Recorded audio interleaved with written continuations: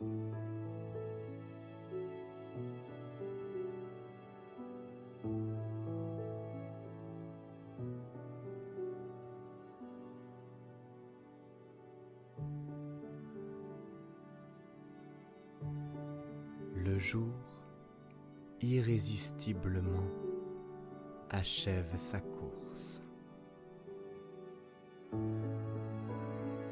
Des chœurs de grillons entonnent leur chant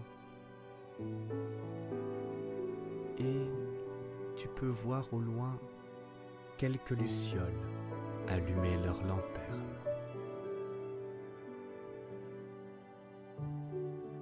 Au coin d'un feu, tu rejoins d'autres voyageurs et vous vous embarquez ensemble à bord des histoires dites par le conteur.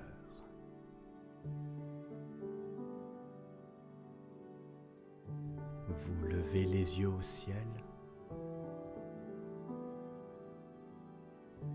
et, tandis que les brumes crépusculaires révèlent la clarté naissante de la lune, vous atteignez, sans le savoir, l'aube des songes.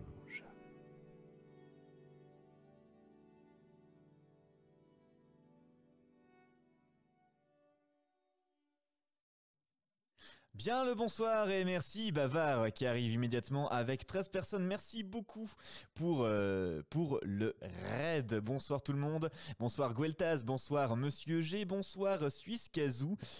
Bonsoir également à tous ceux qui sont en train de nous rejoindre petit à petit. Je suis en train de faire des tests là tout de suite. Je ne comprends pas qu'est-ce qui se passe. Alors attendez. J'augmente. Ouais mais en même temps je parle pas très fort. Il y aura ensuite du jeu donc ça va se faire. Bonsoir Yorishukai, bienvenue à toi. L'aube des songes tend l'oreille. Absolument, mais en même temps il faut bien que je fasse quelques tests pour être certain que vous m'entendiez. Je rappelle qu'il y a encore pas mal d'échos dans la pièce dans laquelle je me trouve actuellement. On y travaille, on va y reprendre. Et d'ailleurs, je fais un gros effort sur moi-même pour reprendre le Comte de Monte Cristo ce soir, puisque techniquement j'avais juré que je ne m'y reprendrais pas tant que ces problèmes de son ne seraient pas réglés. Ils ne le sont toujours pas. Mais bon, que voulez-vous, le Arsène Lupin s'est terminé bien avant que je ne trouve des solutions à ce problème-là. Donc ma foi, on va reprendre tranquillement mais sûrement avec un chapitre assez court ce soir mais qui sera nécessaire et suffisant pour nous remettre dans l'ambiance. D'ailleurs j'en profite pour le dire aux personnes qui nous rejoindraient pour la toute première fois ce soir, ne vous stressez pas, on va vous résumer les lignes essentielles de l'histoire avant de reprendre la lecture et puis vous avez comme d'habitude le précédemment qui vous permet de vous remettre dans l'ambiance de l'histoire de la série. En 1 minute 40 à peine, vous êtes de nouveau dans le bain avant que nous reprenions nos aventures. Mais je vais voir encore qui est présent et merci Yorishukai qui nous rejoint dans le navire de l'Aube des Songes. Merci à toi. Gaufre de Bruxelles à toi, jeune malandrin, dit Monsieur G, fantastique. Bonsoir Jessica 20. Bonsoir Raveline, félicitations pour tes efforts. Continue comme cela si ça te permet de te rapprocher de ton objectif. Bon courage et tiens bon. Qu'est-ce qu'il y a d'autre? Bonsoir Basson Cortex. Raveline lecture. Eh bien... Eh oh. Voilà, ça marche. J'avais juste complètement zappé de le mettre. D'ailleurs, j'ai complètement zappé aussi de mettre une musique de fond. Qu'est-ce que c'est que ça? Oh là là. Et que voulez-vous, chers amis? Ça fait maintenant quelques semaines que... Ça fait 2 semaines, même pas. Ça fait 2 semaines que je ne suis pas revenu avec les live lectures. J'ai annulé ceux de la semaine passée parce que je n'en pouvais plus. J'étais au bout de ma vie. Grand mal m'en a pris à quelque part. Oui, et d'un autre côté, j'avais vraiment besoin de ce temps pour moi, pour récupérer. Je n'aurais pas réussi à faire quoi que ce soit de valable si je ne l'avais pas pris. Je suis d'autant plus content de vous retrouver ce soir. Alors attendez, voilà. Wow, fort. Voilà. Ta douce voix nous suffit. Arrête de draguer Gueltas. Si tu as besoin de récupérer, tu as bien fait de le faire, oui. Et je l'ai encore fait un tant soit peu aujourd'hui. D'ailleurs, il est possible il est possible qu'il y ait encore quelques émissions qui passent un peu en flottaison ces prochains temps. Faut savoir que la fin de l'année approche, ça je pense que vous l'avez tous remarqué, mais pour moi c'est aussi la fin de la saison. Il y a encore deux... Il y a encore 2 épisodes de la campagne de Patient 13 qui prend l'air de rien un temps assez considérable. Il y aura encore quelques live jeux de rôle droit derrière. Il y aura un maître du donjon, une partie Deadlands, peut-être une partie événement, ça ce sera à voir. Et ça c'est tout avant, ce sera tout avant les vacances de Noël. Sans compter que je dois préparer un peu des rediffusions et des émissions pour que vous ayez quelque chose à vous mettre sous la dent pendant les vacances. Ça c'est essentiel aussi. Donc je vous admets que je nage un peu et les différents projets sont en train de se tasser petit à petit. Le spectacle se sont déroulés, ça vous avez été mis au courant quand ça avait été le cas. La campagne est en train d'arriver au bout également. Le bouquin avance tranquillement mais sûrement. On va être maintenant à la phase où on va envoyer le manuscrit à différentes maisons d'édition, donc ça va prendre son petit temps également, mais après cette phase d'envoi, eh bien, ça va se déliter aussi de ce côté-là. Et puis tranquillement mais sûrement, on va arriver aux vacances. Et là ça va aller. Mais je vois un peu comment ça se passe maintenant. Même si je diminue la quantité de travail avant les vacances, il se passe toujours un événement extraordinaire ou l'autre qui remet un coup de pression, qui remet une dose de stress et qui demande un nouveau coup d'énergie en plus au dernier moment. Donc voilà, je me prépare un peu à ce qu'il y ait potentiellement encore 2 ou 3 annulations ou 2 ou 3 modulations au dernier moment pour les prochaines émissions. Raveline qui dit: je dois retirer mon offre de faire des résumés de Patient 13, je vais vraiment pas y arriver, je suis navré. Bah écoute, c'est pas grave Raveline. Si quelqu'un d'autre veut s'y mettre, n'hésitez pas. En attendant, je ne saurais que trop vous recommander, si vous voulez nous rejoindre dans les émissions de Patient 13, d'aller regarder les rediffusions. Les 3 sont disponibles sur la chaîne YouTube. Donc je vous invite clairement à réécouter les émissions en entier. Déjà parce que c'est plus agréable dans une campagne de savoir où on en est, mais aussi parce que comme les personnages sont a priori fous, ou au moins sont dans un monde où la folie est présente très régulièrement, ça peut être... Je pense que c'est essentiel que vous fassiez votre propre avis sur les événements et que vous les connaissiez surtout. Parce que si en plus des événements étranges vous ne connaissez rien, ça peut être très très très déroutant. Puis ne serait-ce que pour l'intérêt. Ouais. Le public peut regarder les rediffusions, ça fait des vues à l'aube, dit Suskazou. Absolument. Mais Monsieur Zou a tout à fait raison, puis profitez-en. J'ai créé une playlist, comme d'habitude, sur la campagne de Patient 13. Donc vous avez vraiment, si vous avez une journée entière à faire du rangement, à faire de la cuisine en avance, à ranger vos placards, à nettoyer vos vitres, n'hésitez pas, mettez la playlist et puis vous avez à chaque fois les chapitrages. Vous avez les codes temps pour passer au début de chaque partie, donc si vous voulez zapper les phases de discussion qui ne sont pas en relation directe avec l'intrigue, vous pouvez le faire, n'hésitez pas. Bonne idée, je fais des cartons en ce moment, bah voilà. Et ben voilà Gueltaz, c'est parfait, c'est très bien. Bien, là-dessus, il est 21h10, chers amis. Est-ce qu'on attend encore un petit peu que des gens arrivent? Non, vous êtes arrivés. Vous êtes arrivés, oui. Oui, vous êtes arrivés. On est très en moyenne. Si je vais voir sur la chaîne, qu'est-ce que ça dit? N'hésitez pas à caler l'aube des songes dans vos playlists chambre à coucher. Ça peut être pas mal. Franchement, ça peut être pas mal, monsieur G. J'aurais plutôt tendance à vous dire de mettre ça pour le... Comment dire? De mettre ça plutôt les live lectures, de mettre les live lectures et puis les émissions montées. Profitez d'ailleurs des émissions montées sur YouTube. Il y aura du nouveau qui va arriver en temps voulu par rapport à ça. Je ne vous en dis pas plus pour le moment, mais sans faute, l'année prochaine, je devrais être capable de reprendre Perceval avec Huckleberry Finn. Donc ça devrait être une bonne chose. Sur la route, c'est cool. Ben voilà, c'est parfait. C'est parfait.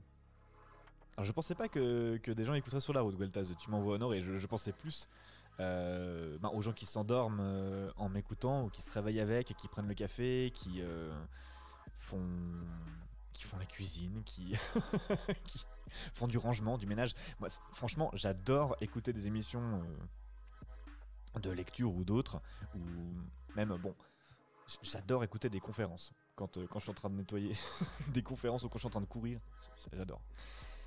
En tournée, c'est super. Ah, fantastique. Fantastique. Dans le train et au boulot, ça passe très bien les playlists de l'Aube des Songes. Tu m'en vas ravi, Suiscasso. Bien, en tout cas, je suis très très content de vous retrouver. Vraiment, il suffit d'une fois, il suffit d'une fois et ces live lectures me manquent. Vraiment, j'adore. C'est toujours un plaisir de vous retrouver. En tout cas, j'espère que la partie précédente que vous avez passée avec l'ami Bavard Stories vous a plu. Et que maintenant vous êtes prêts pour la partie plus détente de la soirée, on va dire. Partie détente de la soirée qu'on va pas tarder à attaquer. Je vais me caler sur la fin de la musique. On a à peu près 1 minute de son encore. Je reçois des messages privés. Donc ça, on s'en fiche absolument. On va retrouver l'ami Edmond, demande Raveline. Ben ça c'est une bonne question et d'ailleurs tu me permets d'embrayer immédiatement sur le résumé court et bref pour les gens qui seraient là pour la première fois. D'ailleurs, est-ce qu'il y a des gens qui sont là pour la toute première fois ce soir, qui n'ont pas du tout été là sur le Comte de Monte Cristo, qui n'ont pas écouté une seule émission, qui ne savent pas de quoi on va parler? Je serais ravi de le savoir.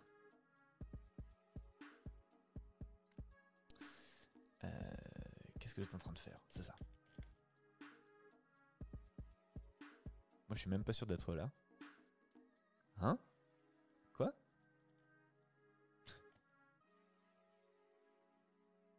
Je suis même pas sûr d'être là. Ah, d'accord. Bien sûr. Pourquoi est-ce que j'attends des réponses concises et premier degré de l'ami Monsieur G?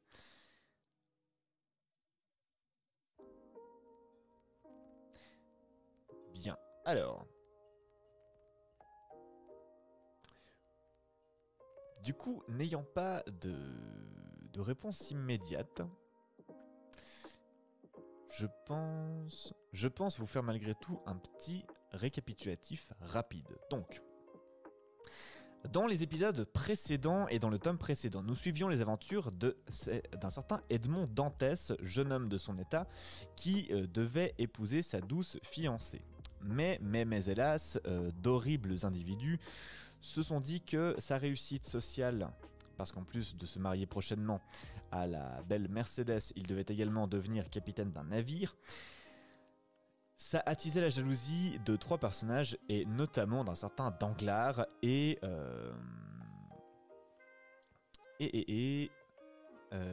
d'un certain Fernand.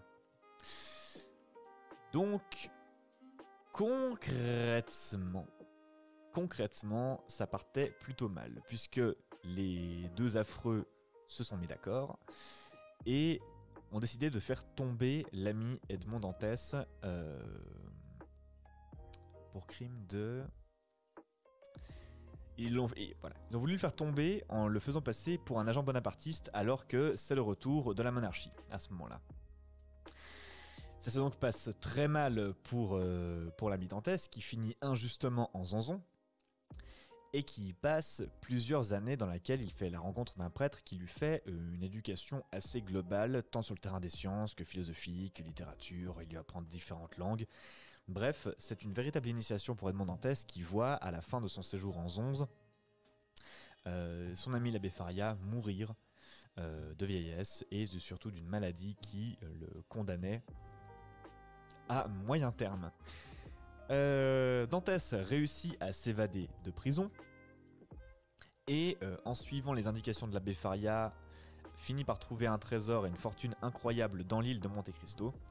À partir de là, il se crée une réputation d'un personnage qu'il crée de toutes pièces, le comte de Monte Cristo, qui semblerait-il a une influence considérable à peu près partout, et entretient aussi une autre personnalité, un autre personnage public qu'il fait appeler Simbad le marin et qu'il fait vivre comme comme un personnage haut en couleur des Mille et une nuits, et qu'il fait apparaître et disparaître à sa guise selon ce qui l'arrange. Une fois que nous avons dit cela, nous étions arrivés plus ou moins à la fin du premier tome.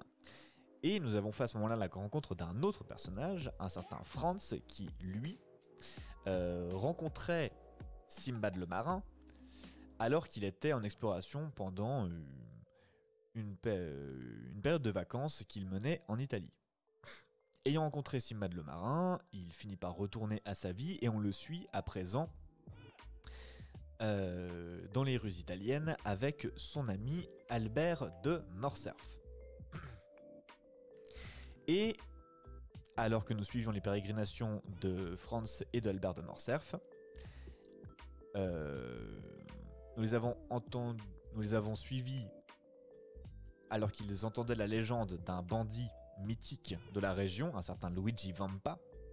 Et lors d'une visite du Colisée, si je ne m'abuse, ou en tout cas d'un bâtiment important, Franz a surpris une discussion entre un homme qu'il n'a pas pu identifier et un autre qui, à un certain moment, a laissé, en français dans le texte, un pardieu s'échapper, ce qui l'a surpris.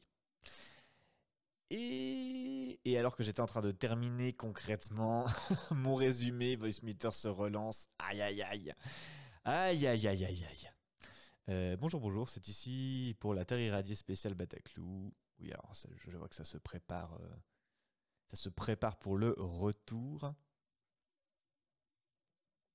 Ça se prépare pour le retour. Bon, je suis navré, chers amis, je vais devoir combler encore quelques secondes le temps que Voicemeeter se remette en place. Il va être de bon ton que je désinstalle ce truc, c'est juste plus possible. Bien. Quelques secondes encore. Alors je sais que le résumé que j'ai fait jusqu'ici était global, donc il y a forcément une blindée de détails que je n'ai pas eu. Mais à partir d'ici, je pense que tout vous résumer de façon aussi courte, c'est le mieux que je puisse faire, je pense.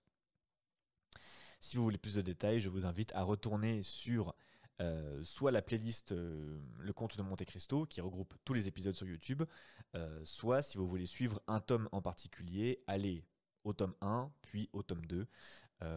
Je fais des séparations à chaque fois, histoire que vous puissiez les écouter de façon indépendante et pas juste enclencher une longue playlist qui aille 40 ou 50 épisodes. Je pense que c'est ce qu'on aura à la fin des fins quand on aura achevé le tome 4. Est-ce que... Encore un tout petit peu. Bien, bon, ça se donne des conseils dans le clavardage. Et hop, voilà. J'ai récupéré le fond musical. C'est une très bonne chose, mais je récupère le fond musical pour le faire disparaître plus avant. Et oui, parce que c'est bien beau de discuter, mais il faut savoir aussi plonger dans l'action, il faut savoir plonger dans l'histoire. Et donc, puisque ce résumé était imparfait, je vous propose de le compléter avec une remise dans l'action, une remise dans l'ambiance. Un petit bonsoir à Sudpelote DB, puisque tu tombes à pic, nous allons plonger immédiatement dans le précédemment. Et si vous le voulez bien, l'Aube des songes commence. Précédemment, dans le Comte de Monte Cristo. Tout cela est donc véritablement une réalité. Il existe un homme qui m'a reçu dans cette île, qui m'y a donné une hospitalité royale et qui est parti pendant mon sommeil. Il existe si bien que voilà son petit yacht qui s'éloigne, toute voile dehors, et que, si vous voulez prendre votre lunette d'approche, vous reconnaîtrez selon toute probabilité votre hôte au milieu de son équipage. Quant au souper, vous allez être servi à l'instant même. Et quant à la calèche... Comment quant à la calèche? Monsieur, on fera tout ce qu'on pourra pour vous en avoir une. Voilà tout ce que je peux vous dire. Voulez-vous nous exposer l'objet de votre visite? Vous avez dit à votre cocher de sortir par la porte del Popolo, de faire le tour des murs et de rentrer par la porte Santo Giovanni. Ce sont mes propres paroles. Eh bien, cet itinéraire est impossible. Ou de moins fort dangereux. Dangereux? Et pourquoi? À cause du fameux Luigi Vampa. Il y aura 2 exécutions mardi à 2h. Un condamné sera mazzolato, l'autre sera decapitato, et celui-là, c'est le pauvre Pépine. Je donnerai 10 000 piastres à quelqu'un que je sais, et qui obtiendra que l'exécution de Pépine soit remise à l'année prochaine. Puis, dans le courant de l'année, je donnerai 1000 autres piastres à un autre quelqu'un que je sais encore, et le ferai évader de prison. Sûr de réussir? Pardieu. Et tout de suite, la suite de votre feuilleton.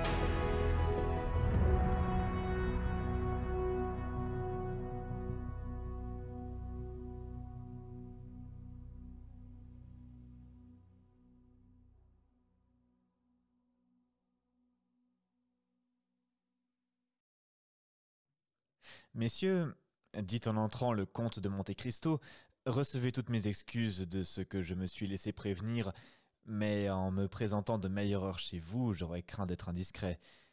D'ailleurs, vous m'avez fait dire que vous viendriez, et je me suis tenu à votre disposition. Nous avons, Franz et moi, 1000 remerciements à vous présenter, monsieur le comte, dit Albert. Vous nous tirez véritablement d'un grand embarras, et nous étions en train d'inventer les véhicules les plus fantastiques au moment où votre gracieuse invitation nous est parvenue. Et mon Dieu, messieurs, reprit le comte en faisant signe aux deux jeunes gens de s'asseoir sur un divan, c'est la faute de cet imbécile de Pastrini si je vous ai laissé si longtemps dans la détresse. Il ne m'avait pas dit un mot de votre embarras, à moi qui, seul et isolé comme je le suis ici, ne cherchais qu'une occasion de faire connaissance avec mes voisins. Du moment où j'ai appris que je pouvais vous être bon à quelque chose, vous avez vu avec quel empressement j'ai saisi cette occasion de vous présenter mes compliments. Les deux jeunes gens s'inclinèrent. Franz n'avait pas encore trouvé un seul mot à dire. Il n'avait pas encore pris de résolution et, comme rien n'indiquait dans le comte sa volonté de le reconnaître ou le désir d'être reconnu de lui, il ne savait pas s'il devait, par un mot quelconque, faire allusion au passé ou laisser le temps à l'avenir de lui apporter de nouvelles preuves. D'ailleurs, sûr que c'était lui qui était la veille dans la loge, il ne pouvait répondre aussi positivement que ce fut lui qui la surveille était au Colisée. Il résolut donc de le laisser aller les choses sans faire au comte aucune ouverture directe. D'ailleurs, il avait une supériorité sur lui. Il était maître de son secret, tandis qu'au contraire, il ne pouvait avoir aucune action sur Franz, qui n'avait rien à cacher. Cependant, il résolut de faire tomber la conversation sur un point qui pouvait, en attendant, amener toujours l'éclaircissement de certains doutes. « Monsieur le comte, lui dit-il, vous nous avez offert des places dans votre voiture et des places à vos fenêtres du palais Rospoli. Maintenant, pourriez-vous nous dire comment nous pourrons nous procurer un poste quelconque, comme on dit en Italie, sur la place del Popolo? Ah, oui, c'est vrai, dit le comte d'un air distrait en regardant Morcerf avec une attention soutenue. N'y a-t-il pas, place del Popolo, quelque chose comme une exécution? Oui, dit Franz, voyant qu'il venait de lui-même où il voulait l'amener. Attendez, je crois avoir dit hier à mon intendant de s'occuper de cela. Peut-être pourrais-je vous rendre encore ce petit service. Il allongea la main vers un cordon de sonnette qu'il tira 3 fois. Vous êtes-vous préoccupé jamais, dit-il à Franz, de l'emploi du temps et du moyen de simplifier les allées et venues des domestiques? Moi, j'en ai fait une étude. Quand je sonne 1 fois, c'est pour mon valet de chambre. 2 fois, c'est pour mon maître d'hôtel. 3 fois, c'est pour mon intendant. De cette façon, je ne perds ni une minute ni une parole. Tenez, voici notre homme. On vit alors entrer un individu de 45 à 50 ans qui parut à Franz ressembler comme 2 gouttes d'eau au contrebandier qu'il avait introduit dans la grotte, mais qui ne parut pas le moins du monde le reconnaître. Il vit que le mot était donné.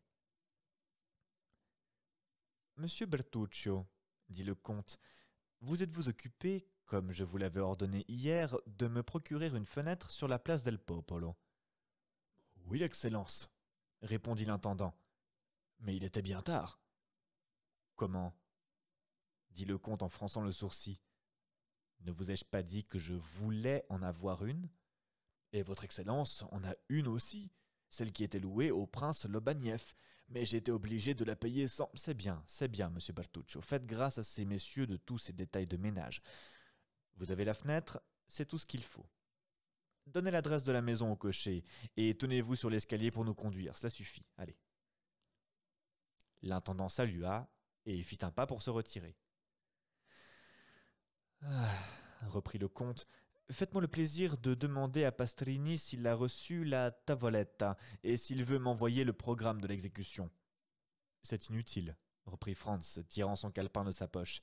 J'ai eu ces tablettes sous les yeux, je les ai copiées, et les voici. »« C'est bien. Alors, monsieur Bertuccio, vous pouvez vous retirer, je n'ai plus besoin de vous. Qu'on nous prévienne seulement quand le déjeuner sera servi. Ces messieurs, continua-t-il en se retournant vers les 2 amis, me font-ils l'honneur de déjeuner avec moi? »« Mais en vérité, monsieur le comte, dit Albert, ce serait abusé. »« Non pas, au contraire, vous me faites grand plaisir. Vous me rendrez tout cela un jour à Paris, l'un ou l'autre, et peut-être tous les 2. Monsieur Bertuccio, vous ferez mettre 3 couverts. » Il prit le calepin des mains de Franz. « Nous disons donc, continua-t-il du ton dont il eut lu les petites affiches, que seront exécutés aujourd'hui 22 février le nommé Andrea Rondolo, coupable d'assassinat sur la personne très respectable et très vénérée de Don Cesare Torlini, chanoine de l'église Saint-Jean-de-Latran, et le nommé Peppino, dit Roccapriori, convaincu de complicité avec le détestable bandit Luigi Vampa et les hommes de sa troupe. Le premier sera Mazzolato, le second Decapitato. Oui, en effet, reprit le comte, c'était bien comme cela que la chose devait se passer. Mais je crois que depuis hier, il est survenu quelques changements dans l'ordre et la marche de la cérémonie. Bah, dit Franz, oui. Hier, chez le cardinal Rospigliosi, où j'ai passé la soirée, il était question de quelque chose comme d'un sursis accordé à l'un des 2 condamnés. À Andrea Rondolo? Demanda Franz. Non, reprit négligemment le comte, à l'autre. Il jeta un coup d'œil sur le calepin, comme pour se rappeler le nom. À Peppino, dit Roccapriori. Cela vous prive d'une guillotinade, mais il vous reste la mazzolata, qui est un supplice fort curieux quand on le voit pour la première fois, et même pour la seconde. Tandis que l'autre, que vous devez connaître d'ailleurs, est trop simple, trop uni, il n'y a rien d'inattendu. La Mandaïa ne se trompe pas.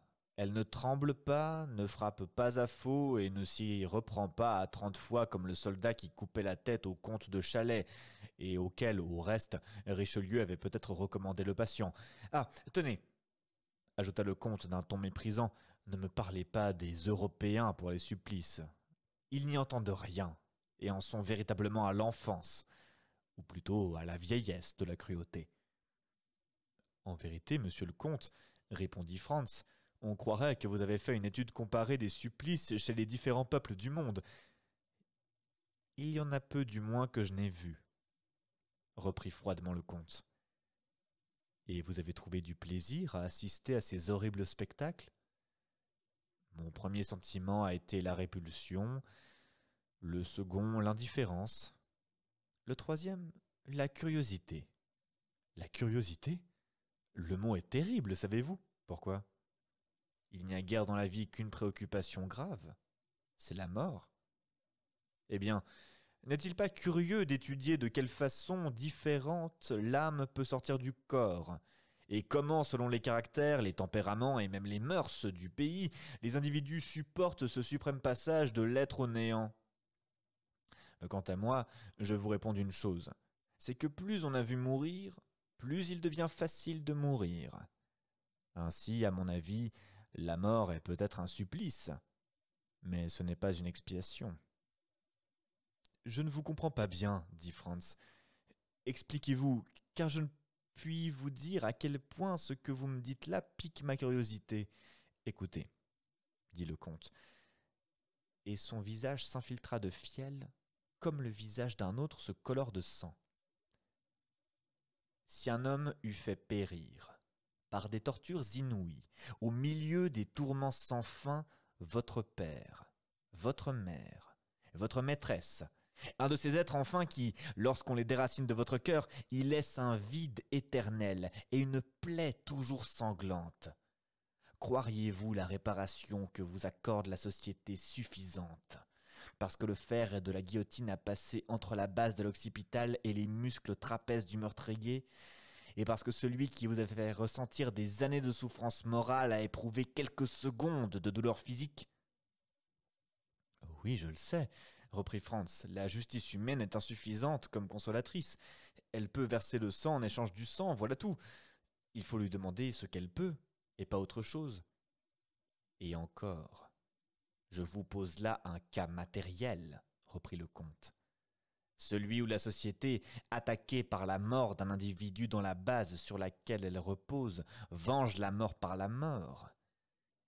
Mais n'y a-t-il pas des millions de douleurs dont les entrailles de l'homme peuvent être déchirées sans que la société s'en occupe le moins du monde, sans qu'elle lui offre le moyen insuffisant de vengeance dont nous parlions tout à l'heure?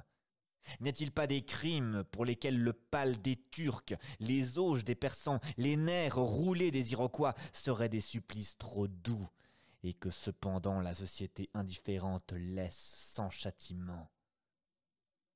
Répondez, n'y a-t-il pas de ces crimes? Oui, reprit Franz, et c'est pour les punir que le duel est toléré. Ah, le duel! Reprit le comte. Plaisante manière sur mon âme d'arriver à son but quand le but est la vengeance. Un homme vous a enlevé votre maîtresse? Un homme a séduit votre femme? Un homme a déshonoré votre fille d'une vie tout entière qui avait le droit d'attendre de Dieu la part de bonheur qu'il a promise à tout être humain en le créant. Il a fait une existence de douleur, de misère ou d'infamie, et vous vous croyez vengé parce qu'à cet homme qui vous a mis le délire dans l'esprit et le désespoir dans le cœur, vous avez donné un coup d'épée dans la poitrine ou logé une balle dans la tête. Allons donc. Sans compter que c'est lui qui souvent sort triomphant de la lutte, lavé aux yeux du monde et en quelque sorte absous par Dieu. Non, non, continua le comte, si j'avais jamais à me venger, ce n'est pas ainsi que je me vengerais. Ainsi vous désapprouvez le duel? Ainsi vous ne vous battriez pas en duel? Demanda à son tour Albert, étonné d'entendre émettre une si étrange théorie. Aussi fait, dit le comte. Entendons-nous, je me battrais en duel pour une misère, pour une insulte, pour un démenti, pour un soufflet, et cela avec d'autant plus d'insouciance que, grâce à l'adresse que j'ai acquise à tous les exercices du corps et à la lente habitude que j'ai prise du danger, je serais à peu près sûr de tuer mon homme. Oh, si fait, je me battrais en duel pour tout cela, mais pour une douleur lente, profonde, infinie, éternelle. Je rendrais, s'il était possible, une douleur pareille à celle que l'on m'aurait faite. Œil pour œil, dent pour dent, comme disent les orientaux, nos maîtres en toutes choses, ces élus de la création qui ont su se faire une vie de rêve et un paradis de réalité. Mais, dit Franz au comte, avec cette théorie qui vous constitue juge et bourreau dans votre propre cause, il est difficile que vous vous teniez dans une mesure où vous échappiez éternellement vous-même à la puissance de la loi. La haine est aveugle, la colère étourdie, et celui qui se verse la vengeance risque de boire un breuvage amer. Oui, s'il est pauvre et maladroit, non s'il est millionnaire et habile. D'ailleurs, le pis-aller pour lui est ce dernier supplice dont nous parlions tout à l'heure, celui que la philanthropique Révolution française a substitué à l'écartèlement et à la roue. Eh bien, qu'est-ce que le supplice s'il s'est vengé? En vérité, je suis presque fâché que, selon toute probabilité, ce misérable Peppino ne soit pas décapitato, comme ils disent. Vous verriez le temps que cela dure, et si c'est véritablement la peine d'en parler. Mais d'honneur, messieurs, nous avons là une singulière conversation pour un jour de carnaval. Comment donc cela est-il venu? Ah, je me le rappelle. Vous m'avez demandé une place à ma fenêtre. Eh bien soit, vous l'aurez. Mais mettons-nous à table d'abord, car voilà qu'on vient nous annoncer que nous sommes servis. En effet, un domestique ouvrit une des 4 portes du salon et fit entendre les mots sacramentels « Al suo commodo ». Les 2 jeunes gens se levèrent et passèrent dans la salle à manger. Pendant le déjeuner, qui était excellent et servi avec une recherche infinie, Franz chercha des yeux le regard d'Albert afin d'y lire l'impression qu'il ne doutait pas qu'ils eussent produit en lui les paroles de leur hôte. Mais soit que dans son insouciance habituelle, il ne leur eût pas prêté une grande attention, soit que la concession que le comte de Monte Cristo lui avait faite à l'endroit du duel l'eût raccommodé avec lui, soit enfin que les antécédents que nous avons racontés, connus de Franz seul, eussent doublé pour lui seul l'effet des théories du comte, il ne s'aperçut pas que son compagnon fût préoccupé le moins du monde. Tout au contraire, il faisait honneur au repas en homme condamné depuis 4 ou 5 mois à la cuisine italienne, c'est-à-dire l'une des plus mauvaises cuisines du monde. Quant au comte, il effleurait à peine chaque plat. On eût dit qu'en se mettant à table avec ses convives, il accomplissait un simple devoir de politesse et qu'il attendait leur départ pour se faire servir quelque mets étrange ou particulier.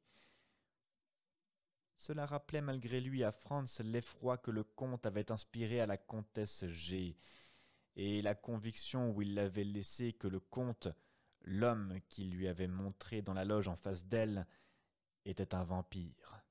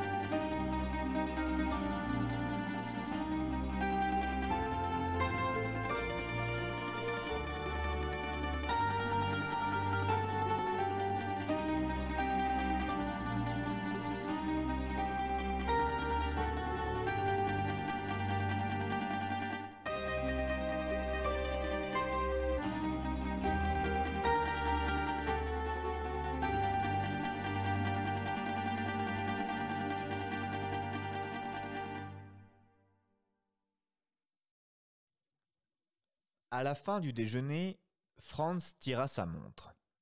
« Eh bien, lui dit le comte, que faites-vous donc ?»« Vous nous excuserez, monsieur le comte, répondit Franz, mais nous avons encore 1000 choses à faire. »« Lesquelles ? » ?»« Nous n'avons pas de déguisement, et aujourd'hui le déguisement est de rigueur. »« Ne vous occupez donc pas de cela. Nous avons, à ce que je crois, place del Popolo, une chambre particulière. J'y ferai porter les costumes que vous voudrez bien m'indiquer, et nous nous masquerons séance tenante. »« Après l'exécution ?» s'écria Franz. « Sans doute. Après, pendant ou avant, comme vous voudrez. En face de l'échafaud. L'échafaud fait partie de la fête. »« Tenez, monsieur le comte, j'ai réfléchi, dit Franz. Décidément, je vous remercie de votre obligeance, mais je me contenterai d'accepter une place dans votre voiture, une place à la fenêtre du palais Rospoli, et je vous laisserai libre de disposer de ma place à la fenêtre de la Piazza del Popolo. Mais vous perdrez, je vous en préviens, une chose fort curieuse, répondit le comte. Vous me le raconterez, reprit Franz, et je suis convaincu que dans votre bouche, le récit m'impressionnera presque autant que la vue pourrait le faire. D'ailleurs, plus d'une fois déjà, j'ai voulu prendre sur moi d'assister à une exécution, et je n'ai jamais pu m'y décider. Et vous, Albert ? Moi, répondit le vicomte, j'ai vu exécuter Castin, mais je crois que j'étais un peu gris ce jour-là. C'était le jour de ma sortie du collège, et nous avions passé la nuit dans je ne sais quel cabaret. D'ailleurs, ce n'est pas une raison parce que vous n'avez pas fait une chose à Paris pour que vous ne la fassiez pas à l'étranger. Quand on voyage, c'est pour s'instruire. Quand on change de lieu, c'est pour voir. Songez donc quelle figure vous ferez quand on vous demandera « Comment exécute-t-on à Rome ?» et que vous répondrez « Je ne sais pas. » Et puis, on dit que le condamné est un infâme coquin, un drôle qui a tué à coups de chenet un bon chanoine qu'il avait élevé comme son fils, que diable! Quand on tue un homme d'église, on prend une arme plus convenable qu'un chenet, surtout quand cet homme d'église est peut-être notre père. Si vous voyagiez en Espagne, vous iriez voir les combats de taureaux, n'est-ce pas? Eh bien, supposez que c'est un combat que nous allons voir. Souvenez-vous des anciens Romains du cirque, des chasses où l'on tuait 300 lions et une centaine d'hommes. Souvenez-vous de ces 80 000 spectateurs qui battaient des mains, de ces sages matrones qui conduisaient là leurs filles à marier, et de ces charmantes vestales aux mains blanches qui faisaient avec le pouce un charmant petit signe qui voulait dire « Allons, pas de paresse, achevez-moi cet homme-là qui est aux 3/4 mort. »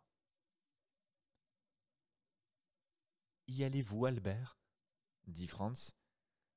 Ma foi, oui, mon cher. J'étais comme vous, mais l'éloquence du comte me décide. Allons-y donc, puisque vous le voulez, dit Franz. Mais en me rendant place del Popolo, je désire passer par la rue du Cours. Est-ce possible, monsieur le comte ? À pied, oui. En voiture, non. Eh bien, j'irai à pied. Il est bien nécessaire que vous passiez par la rue du Cours ? Oui, j'ai quelque chose à y voir. Eh bien, passons par la rue du Cours. Nous enverrons la voiture nous attendre sur la Piazza del Popolo par la Strada del Babuino. D'ailleurs, je ne suis pas fâché non plus de passer par la rue du Cours pour voir si des ordres que j'ai donnés ont été exécutés. « Excellence, dit le domestique en ouvrant la porte, un homme vêtu en pénitent demande à vous parler. »« Ah oui, dit le comte, je sais ce que c'est. Messieurs, voulez-vous repasser au salon ? Vous trouverez sur la table du milieu d'excellents cigares de la Havane. Je vous y rejoins dans un instant. » Les deux jeunes gens se levèrent et sortirent par une porte, tandis que le comte, après avoir renouvelé ses excuses, sortait par l'autre. Albert, qui était un grand amateur et qui, depuis qu'il était en Italie, ne comptait pas comme un mince sacrifice celui d'être privé de cigares et du café de Paris, s'approcha de la table et poussa un cri de joie en apercevant de véritables puros. Eh bien, lui demanda Franz, que pensez-vous du comte de Monte Cristo? Ce que j'en pense, dit Albert, visiblement étonné que son compagnon lui fît une pareille question. Je pense que c'est un homme charmant qui fait à merveille les honneurs de chez lui, qui a beaucoup vu, beaucoup étudié, beaucoup réfléchi, qui est comme Brutus de l'école stoïque, et, ajouta-t-il en poussant amoureusement une bouffée de fumée qui monta en spirale vers le plafond, et qui, par-dessus tout cela, possède d'excellents cigares. C'était l'opinion d'Albert sur le comte. Or, comme Franz savait qu'Albert avait la prétention de ne se faire une opinion sur les hommes et sur les choses qu'après de mûres réflexions, il ne tenta pas de rien changer à la sienne. Mais, dit-il, avez-vous remarqué une chose singulière? Laquelle? L'attention avec laquelle il vous regardait. Moi? Oui, vous. Albert réfléchit. Bon, dit-il en poussant un soupir, rien d'étonnant à cela. Je suis depuis près d'1 an absent à Paris. Je dois avoir des habits de l'autre monde. Le comte m'aura pris pour un provincial. Détrompez-le, cher ami, et dites-lui, je vous prie, à la première occasion, qu'il n'en est rien. Franz sourit. Un instant après, le comte rentra. « Me voici, messieurs, dit-il, et tout à vous. Les ordres sont donnés, la voiture va de son côté place del Popolo, et nous allons nous y rendre d'une autre, si vous le voulez bien, par la rue du Cours. Prenez donc quelques-uns de ces cigares, monsieur de Morcerf. »« Ma foi, avec grand plaisir, dit Albert, car vos cigares italiens sont encore pires que ceux de la régie. Quand vous viendrez à Paris, je vous rendrai tout cela. »« Ce n'est pas de refus. Je compte y aller quelques jours et, puisque vous le permettez, j'irai frapper à votre porte. »« Allons, messieurs, allons. Nous n'avons pas de temps à perdre. Il est 12h30, partons. » Tous trois descendirent. Alors, le cocher prit les derniers ordres de son maître et suivit la Via del Babuino, tandis que les piétons remontaient par la place d'Espagne et par la Via Fratina, qui les conduisait tout droit entre le Palais Fiano et le Palais Rospoli. Tous les regards de Franz furent pour les fenêtres de ce dernier palais. Il n'avait pas oublié le signal convenu dans le Colisée entre l'homme au manteau et le Transtévère. « Quelles sont vos fenêtres ?» demanda-t-il au comte du ton le plus naturel qu'il put prendre. « Les 3 dernières, » répondit-il avec une négligence qui n'avait rien d'affecté, car il ne pouvait deviner dans quel but cette question lui était faite. Les yeux de Franz se portèrent rapidement sur les 3 fenêtres. Les fenêtres latérales étaient tendues en damas jaune et celle du milieu en damas blanc avec une croix rouge. L'homme au manteau avait tenu sa parole au Transtévère et il n'y avait plus de doute. L'homme au manteau, c'était bien le comte. Les 3 fenêtres étaient encore vides. Au reste, de tous côtés se faisaient les préparatifs.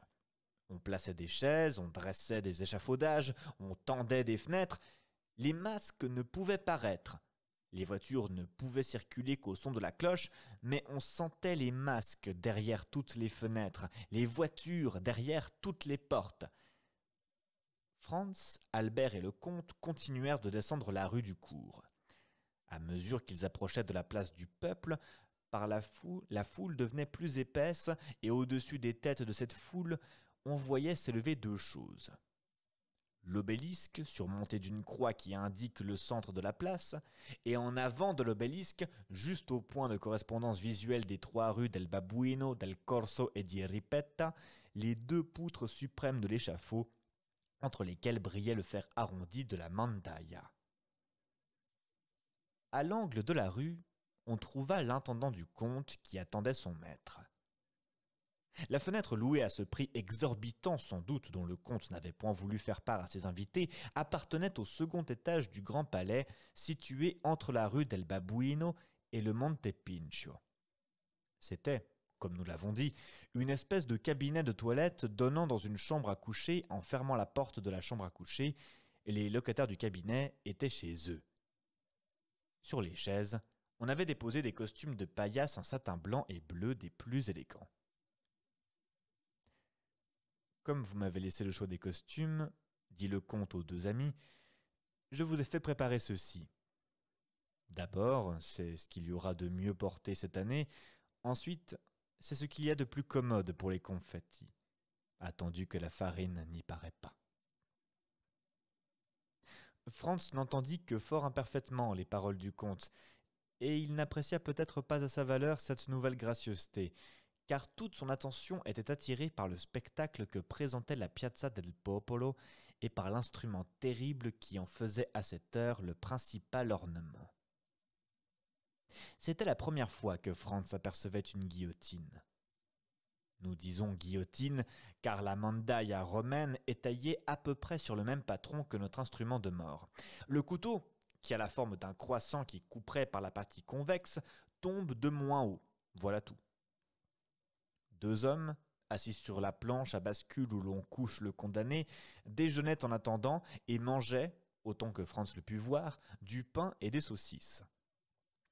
L'un d'eux souleva la planche, en tira un flacon de vin, but un coup et passa le flacon à son camarade. Ces deux hommes, c'étaient les aides du bourreau. À ce seul aspect, Franz avait senti la sueur poindre à la racine de ses cheveux. Les condamnés, transportés la veille au soir des Carceri Nuove dans la petite église Sainte-Marie del Popolo, avaient passé la nuit, assistés chacun de deux prêtres, dans une chapelle ardente fermée d'une grille devant laquelle se promenaient des sentinelles relevées d'heure en heure. Une double haie de carabiniers placée de chaque côté de la porte de l'église s'étendait jusqu'à l'échafaud autour duquel elle s'arrondissait, laissant libre un chemin de 10 pieds de large à peu près et autour de la guillotine un espace d'une centaine de pas de circonférence. Tout le reste de la place était pavé de têtes d'hommes et d'enfants. Beaucoup de femmes tenaient leurs enfants sur les épaules. Ces enfants, qui dépassaient la foule de tout le torse, étaient admirablement placés. Le Monte Pincio semblait un vaste amphithéâtre dont tous les gradins eussent été chargés de spectateurs. Les balcons des deux églises qui font l'angle de la rue del Babuino et de la rue di Ripetta regorgeaient de curieux privilégiés. Les marches des péristyles semblaient un flot mouvant et bariolé qu'une marée incessante poussait vers le portique. Chaque aspérité de la muraille qui pouvait donner place à un homme avait sa statue vivante. Ce que disait le comte est donc vrai. Ce qu'il y a de plus curieux dans la vie est le spectacle de la mort.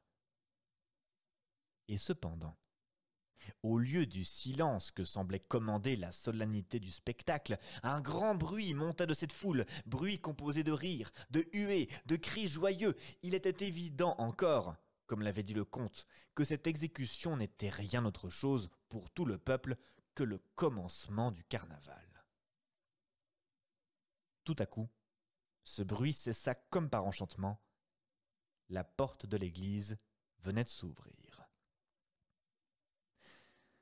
Une confrérie de pénitents, dont chaque membre était vêtu d'un sac gris percé aux yeux seulement et tenant un cierge allumé à la main, parut d'abord. En tête marchait le chef de la confrérie. Derrière les pénitents venait un homme de haute taille. Cet homme était nu, à l'exception d'un caleçon de toile au côté gauche duquel était attaché un grand couteau caché dans sa gaine. Il portait sur l'épaule droite une lourde masse de fer. Cet homme, c'était le bourreau. Il avait en outre des sandales attachées au bas de la jambe par des cordes. Derrière le bourreau marchait, dans l'ordre où il devait être exécuté, d'abord Peppino et ensuite Andrea. Chacun était accompagné de 2 prêtres. Ni l'un ni l'autre n'avait les yeux bandés. Peppino marchait d'un pas assez ferme. Sans doute, il avait eu avis de ce qui se préparait pour lui. Andrea était soutenu sous chaque bras par un prêtre. Tous deux baisaient de temps en temps le crucifix que leur présentait le confesseur. Franz sentit, rien qu'à cette vue, les jambes qui lui manquaient. Il regarda Albert. Il était pâle comme sa chemise, et par un mouvement machinal, il jeta loin de lui son cigare, quoiqu'il ne l'eût fumé qu'à moitié. Le comte seul paraissait impassible. Il y avait même plus. Une légère teinte rouge semblait vouloir percer la pâleur livide de ses joues. Son nez se dilatait comme celui d'un animal féroce qui flaire le sang, et ses lèvres, légèrement écartées, laissaient voir ses dents blanches, petites et aiguës, comme celles d'un chacal. Et cependant, malgré tout cela, son visage avait une expression de douceur souriante que Franz ne lui avait jamais vue. Ses yeux noirs, surtout, étaient admirables de mansuétude et de velouté. Cependant, les deux condamnés continuaient de marcher vers l'échafaud, et à mesure qu'ils avançaient, on pouvait distinguer les traits de leur visage. Peppino était un beau garçon de 24 à 26 ans, au teint hâlé par le soleil, au regard libre et sauvage. Il portait la tête haute et semblait flairer le vent pour voir de quel côté lui viendrait son libérateur. Andrea était gros et court. Son visage, bassement cruel, n'indiquait pas d'âge. Il pouvait cependant avoir 30 ans à peu près.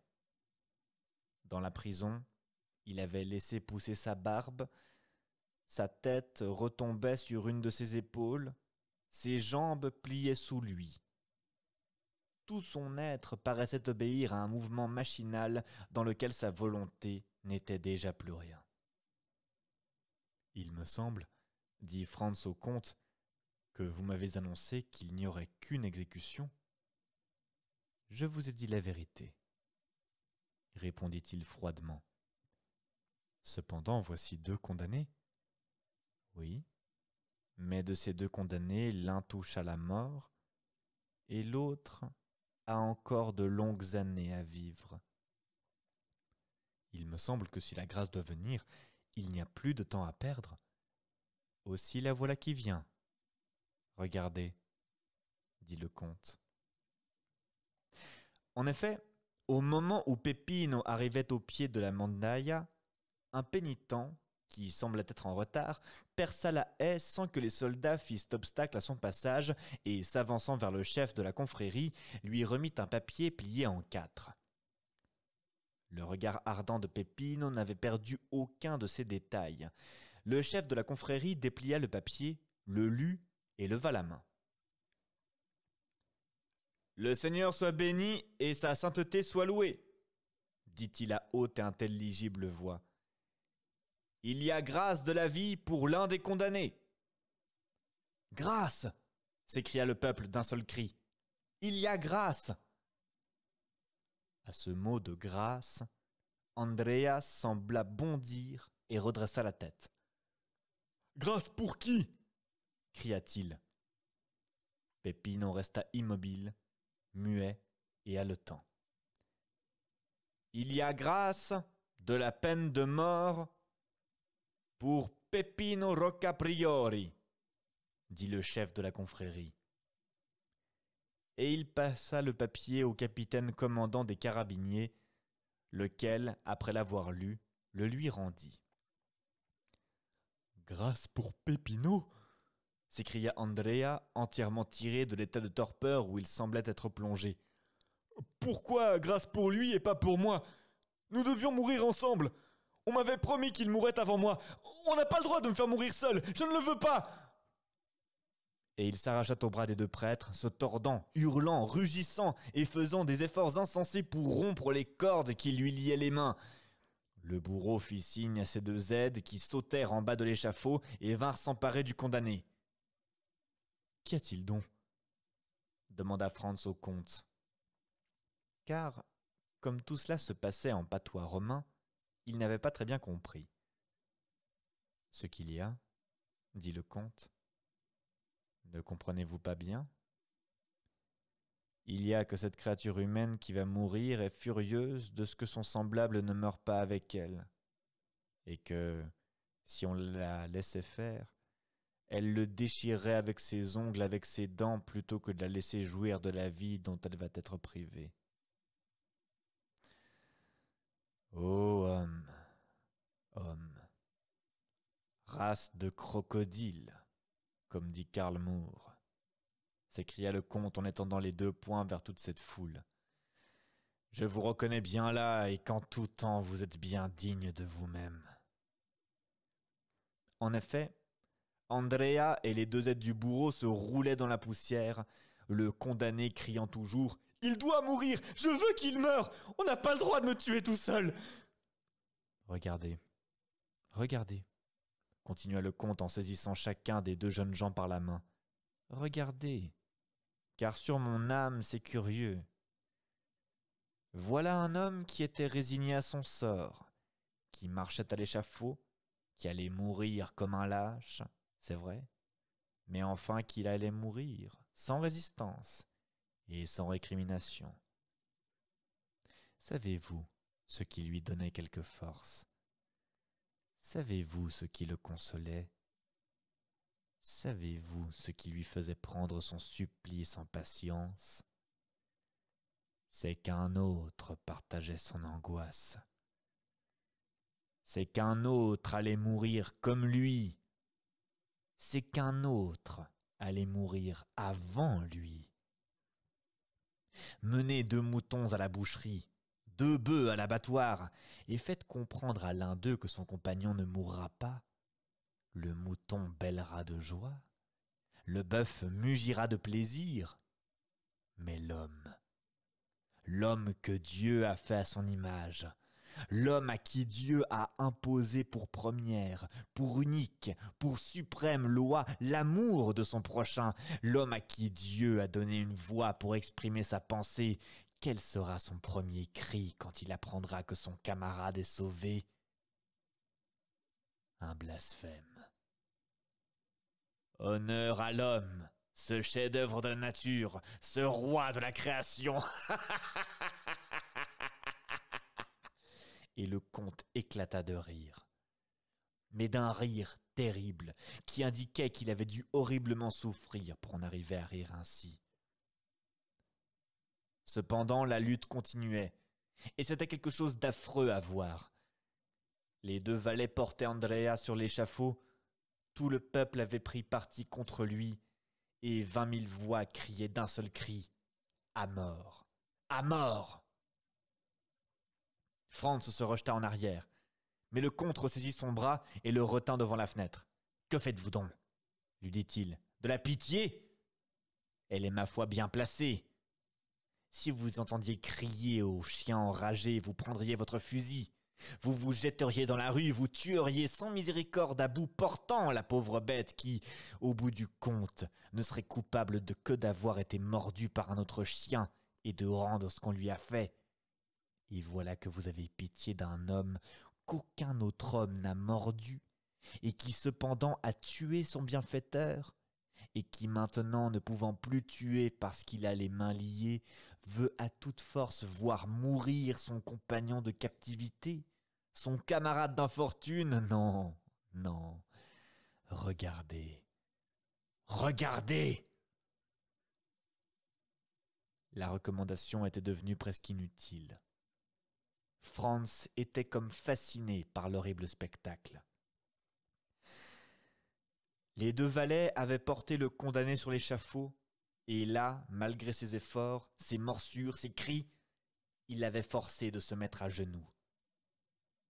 Pendant ce temps, le bourreau s'était placé de côté et la masse en arrêt. Alors, sur un signe, les 2 aides s'écartèrent.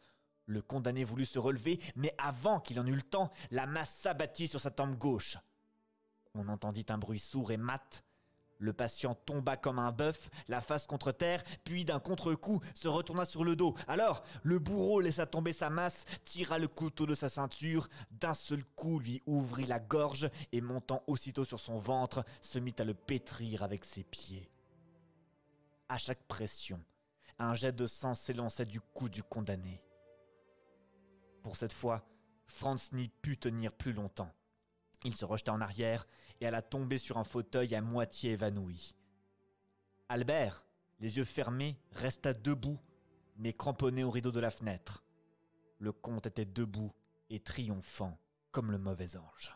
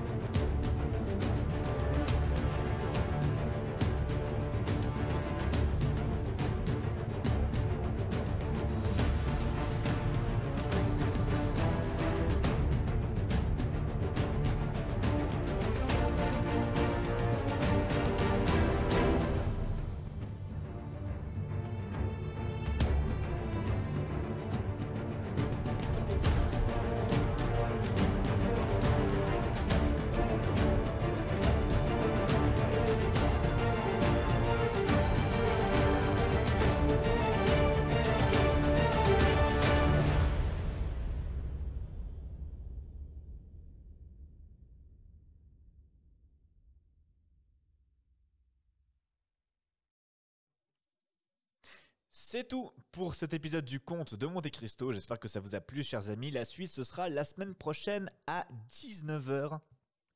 À 19h, en premier début de soirée. Pour le jeudi soir, c'est Jeudi Histoire, en collaboration avec l'ami Bavard Stories. J'espère que ça vous a plu, que vous avez passé un bon moment, même si l'épisode aurait été, ma foi, fort court. Mais, question de découpage, si j'ajoutais un chapitre ce soir, on aurait un live de 2h30. Bref, ça aurait été beaucoup trop long. Donc voilà, j'espère que vous avez passé un bon moment. Je vois qu'il y a des commentaires sur la méthode d'exécution.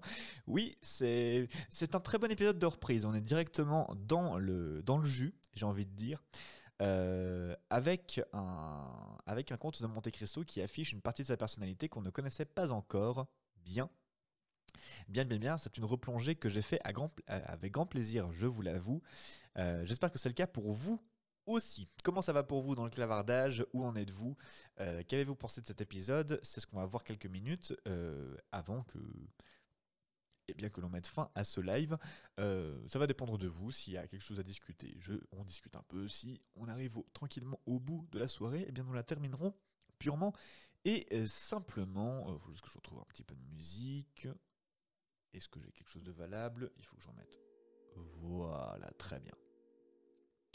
Ravid nous dit « J'ai beaucoup aimé l'évolution du comportement du comte entre le début et la fin du chapitre. D'abord doux, amical et bienveillant, puis il laisse enfin parler son amertume et son dégoût pour les hommes et les lois. » Oui, je crois que c'est le chapitre qui illustre le mieux l'écart aussi et l'évolution qu'on a eue entre le Edmond Dantès du premier épisode et le conte de Monte Cristo qu'on récupère au début de ce tome 2.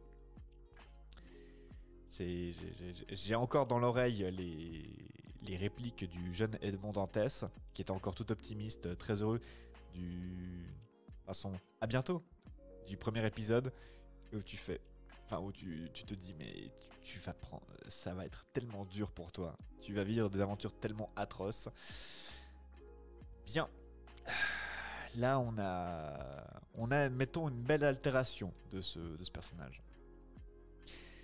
Que va-t-il devenir? Je suis plein d'interrogations parce qu'autant je me faisais une première idée et je crois savoir plus ou moins où va Alexandre Dumas, autant, nous sommes au début du 2e volume sur 4, donc il y a encore 3 volumes pour avoir une évolution de ce personnage-là. Je suis intrigué, mais plus je lis Dumas, plus je l'aime, et plus je connais son œuvre, plus elle m'intrigue, parce que j'avais déjà observé ses capacités à faire des évolutions de personnages grandiloquentes à travers les 3 mousquetaires, et de savoir qu'il a ensuite développé ces mêmes idées avec 20 ans après, puis le Vicomte de Bragelonne. Donc à nouveau 3 grands romans épiques reprenant les mêmes personnages peu ou prou. Concrètement, ces évolutions de personnages m'intriguent.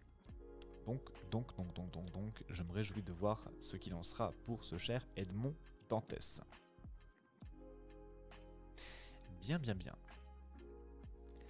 Ouais, mais vous êtes fidèles, ça fait plaisir à voir. J'espère que les gens qui étaient là pour la première fois ce soir ont eu une bonne impression et que ça leur a plu, purement et simplement. La batte de baseball sera peut-être pas nécessaire pour Danglars et Fernand, Simon Descristo, mais cette amertume et cette rage dans sa vengeance, pour qu'ils mettent autant de temps à la mettre en place, je pense que la bataille ne sera pas nécessaire, franchement. Parce que ça c'est une des questions que je me pose et pour l'instant je fais 2 paris conjoints. C'est soit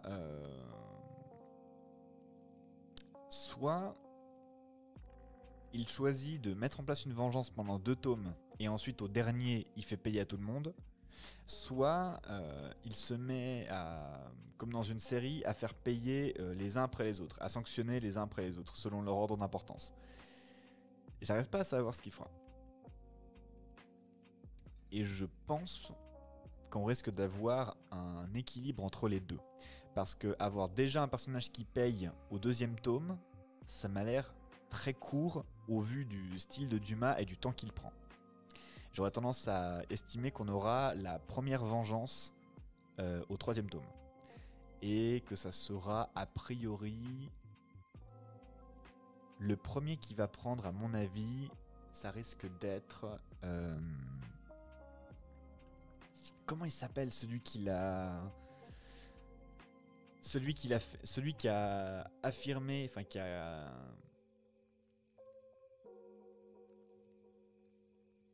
a signé le papier pour qu'il aille en 11 alors qu'il savait qu'il n'y pouvait rien. J'ai un blanc. Villefort. Je pense que c'est Villefort qui payera le premier. Dans l'ordre. Oui, c'est juste, Ravine, Villefort. Du coup, dans l'ordre, a priori, je dirais Villefort,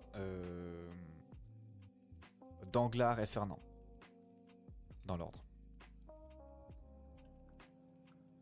À Villefort, il a ces 2 caractéristiques majeures dans son nom.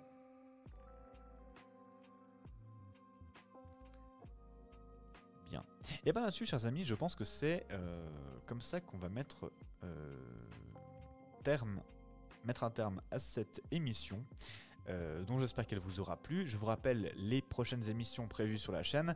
Lundi prochain à 20h, bien sûr, le 4e épisode, l'avant-dernier de Patient 13. N'hésitez pas à venir et à rattraper votre retard avec les rediffusions qui sont déjà disponibles sur la chaîne YouTube, à aller également sur la chaîne Odyssée, à vous abonner à la chaîne Odyssée de l'Aube des Songes que notre cher Kazoo va mettre immédiatement dans le clavardage en lien. Allez la voir parce que si jamais il devait nous arriver une carabistouille avec Twitch ou YouTube, c'est là-dessus qu'on se retrouverait.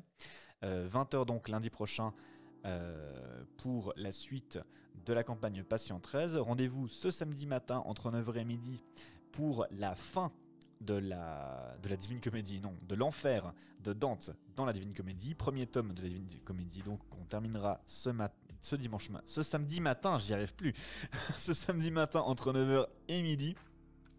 Et la suite du samedi, rendez-vous sur la chaîne de Bavard Stories qui fait un live de 24 heures de temps dans lequel je serai participant un tant soit peu. Donc, mais voilà, pour histoire de l'appuyer dans ce gros défi qu'il se lance. Et puis, bien sûr, jeudi prochain à 19h, le prochain épisode du Conte de Monte Cristo. Donc, je récapitule, lundi prochain à 20h, Patient 13, samedi entre 9h et midi, le Café des Fables pour la dernière partie de l'enfer de Dante, puis live événement sur la chaîne de Bavard Stories. C'est pas moi directement, mais allez lui donner un petit peu de soutien pour ce marathon de 24 heures.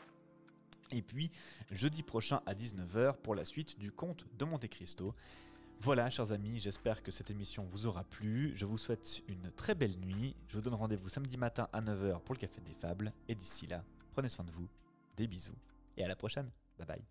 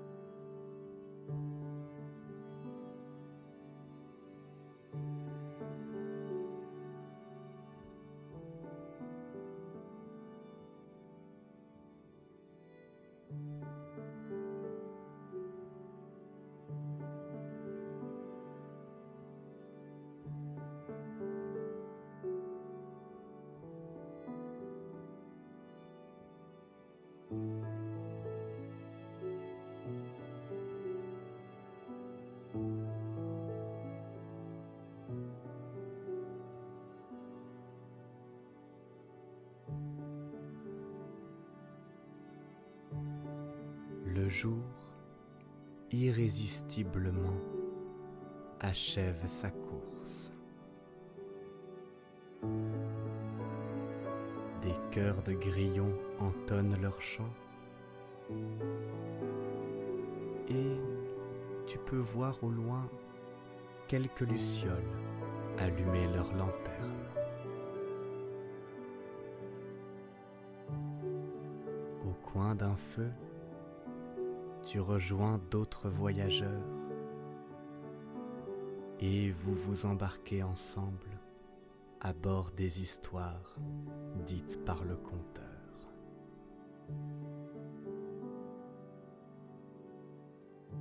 Vous levez les yeux au ciel